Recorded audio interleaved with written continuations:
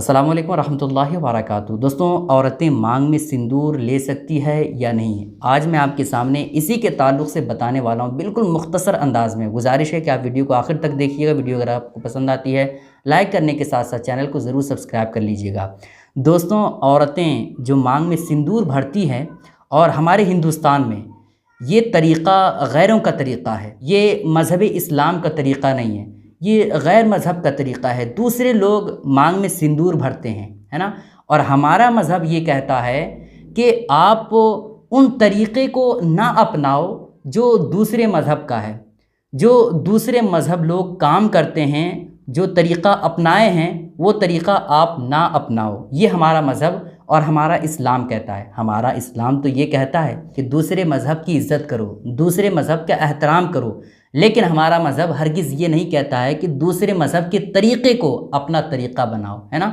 तो मांग में सिंदूर भरना ये गैरों का तरीक़ा है ना। ख़ासकर हमारे हिंदुस्तान में ये गैर मुस्लिम का तरीक़ा है, यानी हिंदुओं का तरीक़ा है। हिंदू जो औरतें होती है वो मांग में सिंदूर भरती है। तो हमारे मज़हब में सिंदूर लेना ये बिल्कुल सही नहीं है, ये तरीक़ा गलत है।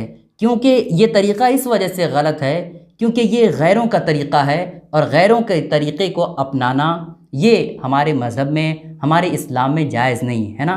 तो जो औरतें मांग में सिंदूर लेती हैं वो आज ही से संभल जाएं कि ये तरीक़ा गैरों का तरीक़ा है, ये तरीक़ा अपनाना ये सही नहीं है। इस वजह से कि नबी पाक अलैहिस्सलाम ने इरशाद फरमाया कि जो अपने आप को जिसके जैसा बनाएगा कल मैदान महशर में उसी के साथ उसे उठाया जाएगा। अगर आप नबी पाक अलैहिस्सलाम के तरीक़े को अपनाएंगे, अगर आप बुज़ुर्गान दीन के तरीक़े को अपना करके अपनी ज़िंदगी गुजारेंगे तो कल मैदान महशर में उन अल्लाह के नेक बंदों के साथ आपको उठाया जाएगा। अगर औरतें नबी पाक अलैहिस्सलाम की साहबजादी हज़रत फ़ातिमतुज़ ज़हरा रज़ियल्लाहु ताला अन्हा के किरदार को अपना करके और उनके तरीक़े को फॉलो करके अपनी ज़िंदगी गुजारेंगी तो ऐसी औरतें हज़रत फ़ातिमतुज़ ज़हरा रज़ियल्लाहु ताला अन्हा के साथ उठाई जाएंगी, है ना। और अगर आप दूसरे मज़हब के तरीक़े को अपना करके ज़िंदगी गुजारेंगे तो फिर ऐसी कैफियत में आप जो दूसरे मज़हब होंगे उन्हीं के साथ उठाए जाएंगे। और फिर आप समझ लीजिए कि जब दूसरे मज़हब के साथ आप उठाए जाएंगे तो फिर आपका हश्र क्या होगा, आप उस वक्त खड़े कहाँ होंगे, आप ख़ुद ही सोच लीजिए, है ना।